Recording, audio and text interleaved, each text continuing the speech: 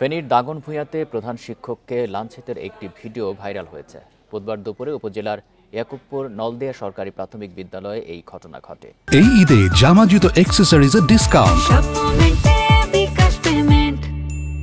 ভুক্তভোগী ও স্থানীয়রা জানায় ২০২৩ সালের ১১ নভেম্বর এক স্কুল ছাত্রীকে যৌন হয়রানির দায়ে পিয়ন হুমায়ুন কবিরকে বরখাস্ত করা হয়। এর জেরে গতকাল হুমায়ুন ও তার স্ত্রী নূর নাহার ওই শিক্ষককে স্কুলে গিয়ে লাঞ্ছিত করে।